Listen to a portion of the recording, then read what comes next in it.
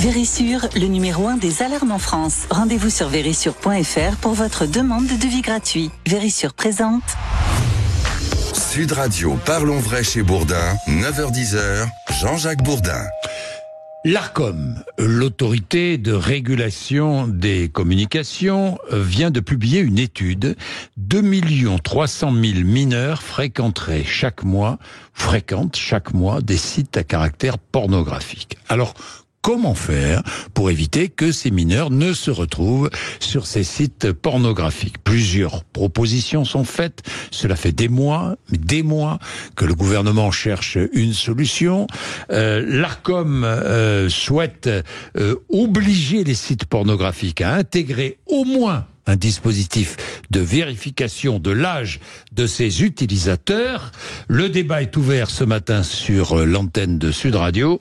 L'autorité, l'Arcom, évoque plusieurs solutions. La nécessité pour le visiteur d'enregistrer sa carte bancaire sur une plateforme ou encore la reconnaissance faciale. Avec nous, pour parler de tout cela, Camille Hennissenman, qui est cofondatrice d'Opal, start-up spécialisée dans la vérification sécurisée de l'âge. Bonjour. Bonjour. Merci d'être avec nous. Et Marc Ries, qui est spécialiste du numérique, journaliste à l'Informé. Bonjour, et nous passerons un coup de fil tout à l'heure au délégué général du Conseil français des associations pour les droits de l'enfant. Alors dites-moi, Camille Hennissenman, des expériences sont en cours, ont été engagées. Quels résultats? Alors il y a eu plusieurs expériences qui ont été réalisées. Notamment une que nous avons réalisée nous chez Opal, chez Opal.io.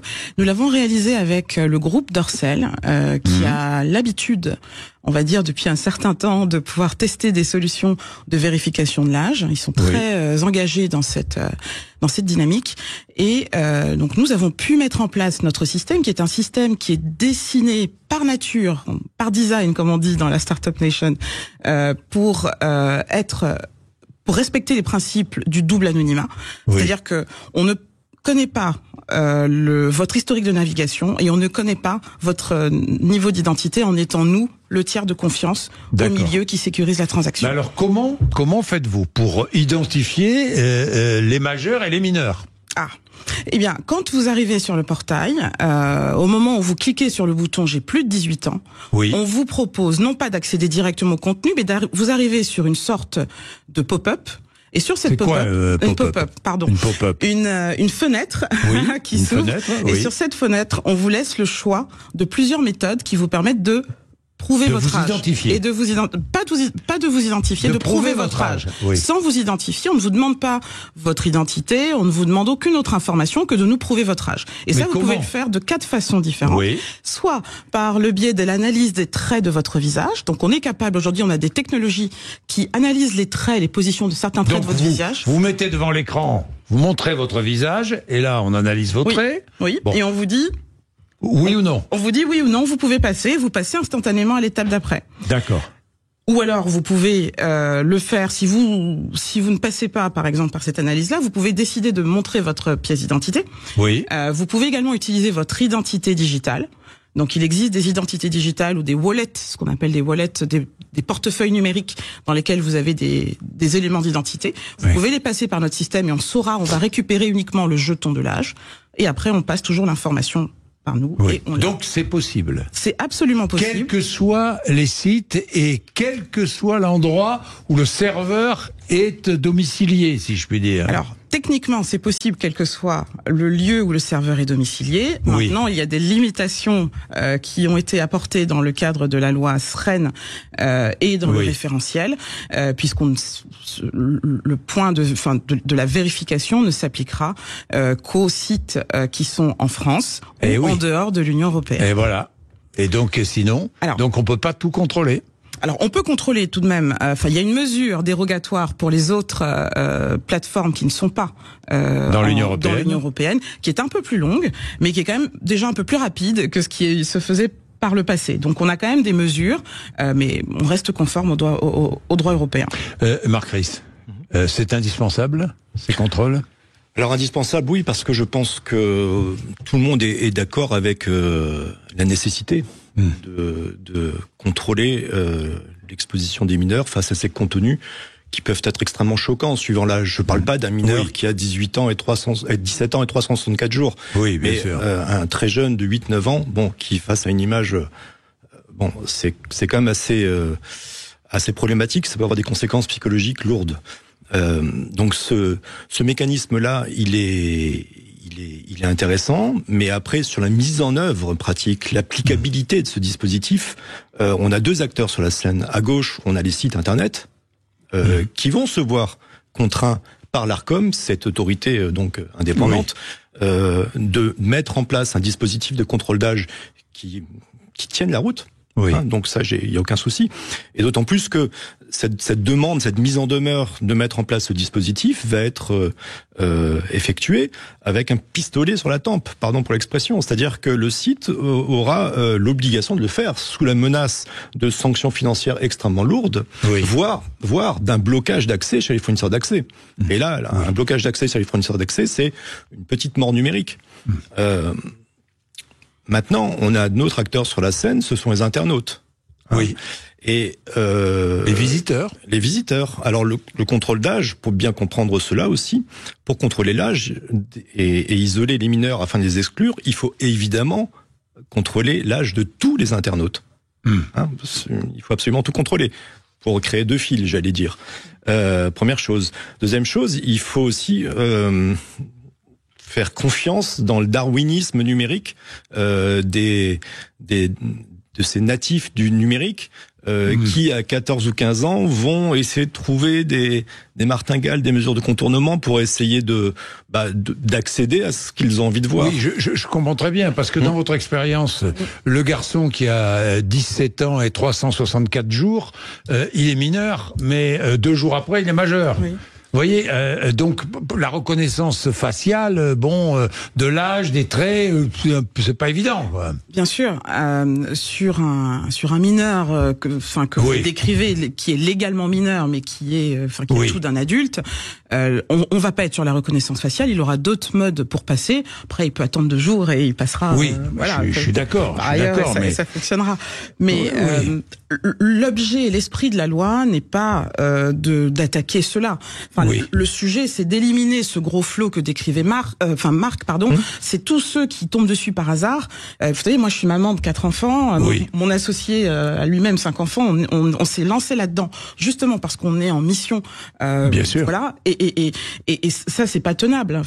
On ne peut pas laisser ça se réaliser. Donc effectivement, ça va être on va dire un chemin qui va être un petit peu long, qui va mettre un peu de temps, mais on commence comme ça, et puis après, Marc Riess, vous êtes d'accord sur le fond, sur le constat, mais vous n'êtes pas d'accord sur les solutions apportées. Vous n'êtes pas d'accord. Vous êtes dubitatif sur l'efficacité des solutions aujourd'hui proposées. Alors, je suis pas dubitatif sur l'efficacité des différentes solutions qui sont proposées sur le marché. Par contre, je suis très confiant, entre guillemets, de la capacité d'adaptation des jeunes qui vont contourner, parce que des sites pornographiques, on a des dizaines et des dizaines de milliers. Parce qu'on a recensé, il y a combien de sites j'ai pas le chiffre. Il y en a sans cesse qui sont déclinés. De toute façon, dans le claquement de doigts, on peut recréer un autre. Donc, bien sûr. Voilà. Outre le fait que le texte a une portée territoriale, ça a été souligné, à savoir qu'il va s'appliquer frontalement à des sites qui sont hébergés, installés en France, ou en dehors de l'Union européenne, mais pour des acteurs mineurs comme YouPorn, Pornhub, mineurs, évidemment c'est un peu péjoratif, mais des acteurs comme YouPorn, Pornhub qui sont à Chypre, XNXX, Xvideo, n'allez pas sur les sites si vous êtes mineur, mais qui sont en République tchèque, etc., etc. Là, la France va devoir d'abord contacter ses homologues. Oui, mais pardon, République tchèque, c'est l'Union européenne. Tout cela, oui, mais ce que je veux dire par là, c'est que une solution franco-française avec une portée territoriale on va dire aléatoire. Est-ce que c'est la bonne solution? Je sais pas. Je pense qu'il serait judicieux. Alors peut-être que l'expérience française va servir d'éprouvette pour une éventuelle solution européenne, mais c'est peut-être à ce niveau-là que la solution devrait s'imposer. Justement, on va voir quels sont les possibles, les solutions possibles pour faire en sorte que le mineur ne se retrouve pas sur un site porno. Quelles sont les solutions possibles? Vous avez énoncé certaines solutions, il y en a peut-être d'autres. À tout de suite, vous êtes sur Sud Radio, 9h42. Vérissure, le numéro 1 des alarmes en France. Rendez-vous sur vérissure.fr pour votre demande de devis gratuit. Vérissure présente. Sud Radio, parlons vrai chez Bourdin, 9h-10h, Jean-Jacques Bourdin. Comment faire en sorte que les mineurs ne se retrouvent pas sur les sites porno? Il y a des solutions, nous allons voir des solutions possibles. Arthur Melon est avec nous, il est délégué général du Conseil français des associations pour les droits de l'enfant. Bonjour. Bonjour. Quelle solution préconisez-vous? Avancez-vous? Je vais vous décevoir, Monsieur Bourdin, parce que moi, je refuse d'entrer dans ce genre de débat en tant que défenseur des intérêts des enfants. Oui. C'est pour moi un piège tendu par les plateformes pornographiques de vouloir tous nous faire débattre des solutions techniques. Pourquoi c'est un piège? Parce que, en fait, moi, je prends les choses dans le bon ordre, c'est-à-dire appliquer la loi telle qu'elle existe aujourd'hui. Et la loi, elle nous dit dans le Code pénal, article 227-24, qu'il est interdit de faire commerce de contenus pornographiques qui sont susceptibles d'être vus par des mineurs. C'est le cas aujourd'hui pour les plateformes qui sont mises en cause et elles vont nous demander de trouver à leur place des solutions pour se confirmer à la loi. C'est pas comme ça que ça se passe. Si elles estiment qu'aujourd'hui elles n'ont pas les solutions techniques satisfaisantes pour se conformer à la loi pénale, alors elles n'ont pas à faire commerce de ce type de contenu. Donc moi je peux pas accepter de faire une déresponsabilisation de la sorte en estimant que c'est à la société civile ou au pouvoir public de mettre en place des solutions techniques et de faire de la recherche pour leur dire à elles, les entreprises, comment est-ce qu'elles peuvent bien faire leur travail. Alors, Arthur Melon, comment peuvent-elles bien faire leur travail? Comment doivent-elles bien faire leur travail? C'est-à-dire que si elles voulaient bien faire leur travail, elles devraient considérer que tant qu'elles n'ont pas apporté la preuve qu'elles ont les capacités techniques de faire commerce de leur contenu sans que des millions de mineurs aient accès à leur site, alors elles doivent cesser leur activité commerciale le temps de se mettre en conformité avec la loi. C'est comme ça que ça se passe dans toutes les entreprises. C'est un vœu pieux, Arthur Melon, ça. C'est un vœu pieux. Si faire appliquer la loi et avoir un état de droit, c'est un vœu pieux, alors oui, c'est un vœu pieux. Non, mais faire appliquer la loi, ça veut dire, vous êtes clair, ceux qui n'appliquent pas la loi sont fermés. Mais je veux dire, je suis juste clair sur le fait que quand les parlementaires adoptent une loi, qu'on essaye de la faire respecter. Je vais juste prendre un exemple. Si la loi nous dit que les trottinettes électriques doivent être bridées à 25 km/h, on ne peut pas accepter qu'une entreprise nous dise moi je vends déjà des milliers d'exemplaires, je ne sais pas comment les brider à 25 km/h, donc j'attends que le gouvernement fasse plancher des ingénieurs fonctionnaires pour m'envoyer des plans techniques et me dire comment brider mes trottinettes. Non, à un moment, avant de mettre un produit sur le marché, on s'assure que ce produit est conforme à la loi. Marc Ries, vous entendez, vous connaissez cette position, hein, vous la... Je comprends ce que veut dire Arthur Melon. Comme ces sites ne respectent pas la loi, autant les fermer. Hein? De l'ancienne législation, de l'ancienne législation, celle qui est en vigueur, qui est encore en vigueur aujourd'hui, effectivement, la charge de cette quête d'une solution, elle pèse sur les plateformes. Oui. Et les plateformes ont mené une véritable guérilla judiciaire devant toutes les juridictions possibles.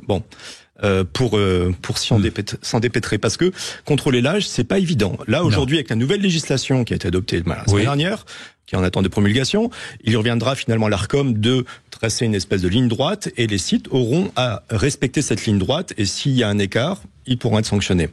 Ce mécanisme-là, il est quand même extrêmement compliqué parce que d'abord, il y a une logique de qui aura la patate chaude de cette responsabilité. Premièrement. Deuxièmement, la difficulté ici, c'est qu'on touche à un secteur qui est éminemment intime. Outre le fait que le porno n'est pas illicite en lui-même, le porno est licite. Donc c'est un commerce qui est peut-être amoral aux yeux de certains. Mais il est licite. Il est licite.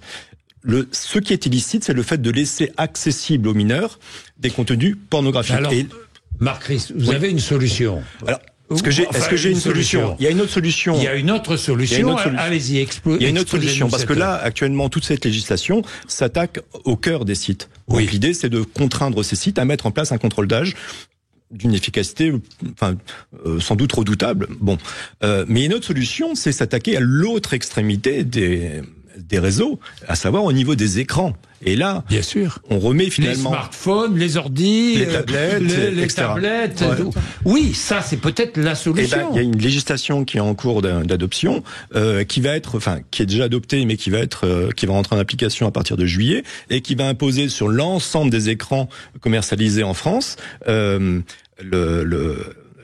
possibilité pour les parents d'activer un contrôle parental qui va respecter des préconisations qui ont été Donc j'active un contrôle parental sur cet écran. Voilà. Et en quoi ce contrôle parental va empêcher le jeune d'aller sur un site porno ? Il y aura des systèmes de liste noire. Alors j'ai pas tout le détail des solutions puisque le texte n'est pas encore finalisé, mais il y aura des listes noires de sites, etc. Mais de toute façon, on n'a aucune solution qui fonctionne à 100%. Oui. Et d'autant plus que tous ces textes-là, ils s'attaquent souvent à des gros mastodontes de la pornographie. Mais après, il faut pas oublier une chose aussi, c'est que Internet est pluriel et des réseaux de communication, on en a beaucoup. Et notamment, on a ce qu'on appelle ces boucles Telegram, qui est une messagerie dans laquelle on a des communautés d'utilisateurs. Alors ici, ils vont peut-être parler de jeux vidéo ou d'autres, mais on a aussi des boucles Telegram dédiées à la pornographie. Et j'ai fait encore un test hier soir et on trouve des top 20 des boucles Telegram les plus populaires en termes de pornographie. Et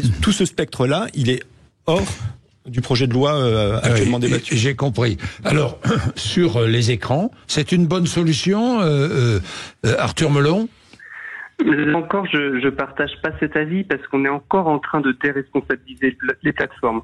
Prenons encore une image. Il y a des dealers dans la rue et on est en train de dire que, en fait, c'est la faute des lignes de bus qui conduisent les enfants auprès de ces dealers ou c'est de la faute des parents qui laissent leurs enfants traîner dehors. Encore une fois, les personnes qui mettent à disposition ces contenus sont les premières responsables.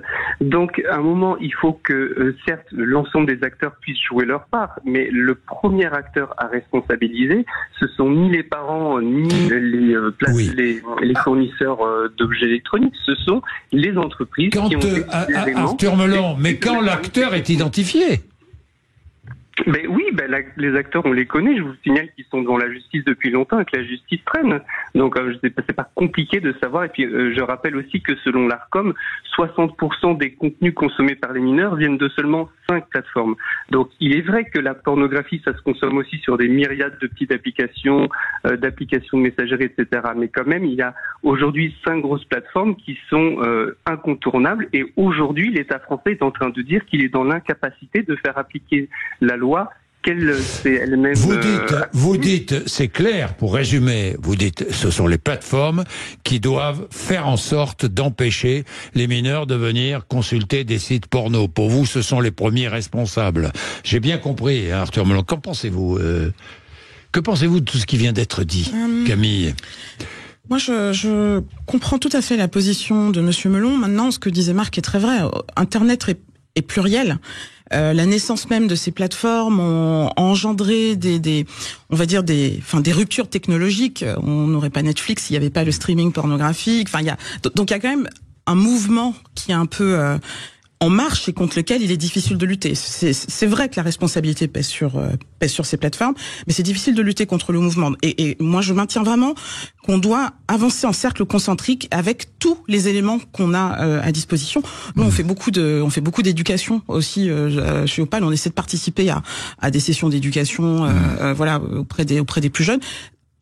Tous les efforts seront bons. Et puis, on parle beaucoup de pornographie, mais il y a d'autres sujets sur lesquels le contrôle d'âge devra s'appliquer. Hein. On pense à la consommation d'alcool, les paris en ligne là qui prennent beaucoup nos jeunes, et puis sur les réseaux sociaux. Enfin, ce sont aussi des lieux qui sont pas destinés pour les enfants.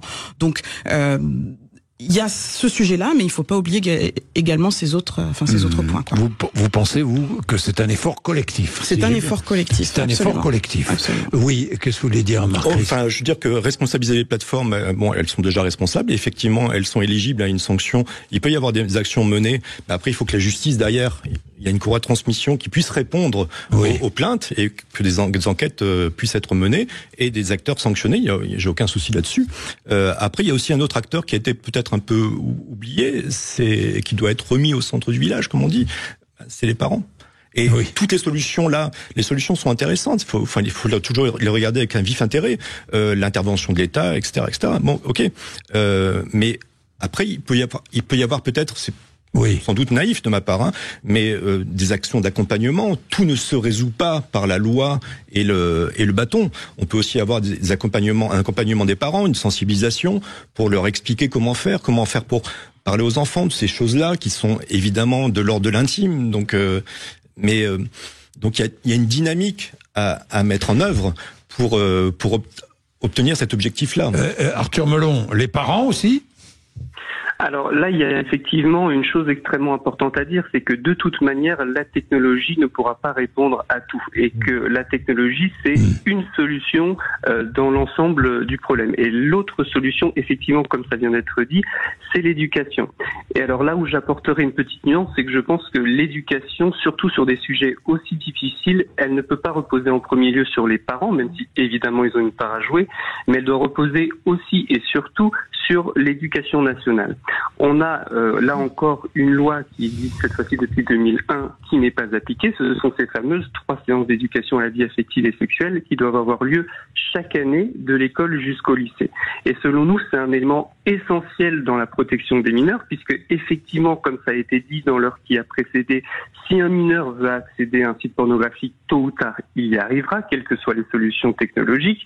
Donc comment est-ce qu'on fait pour que ce mineur se sente pas la nécessité d'aller consulter ces sites pornographiques parce qu'il n'a pas trouvé les réponses ailleurs?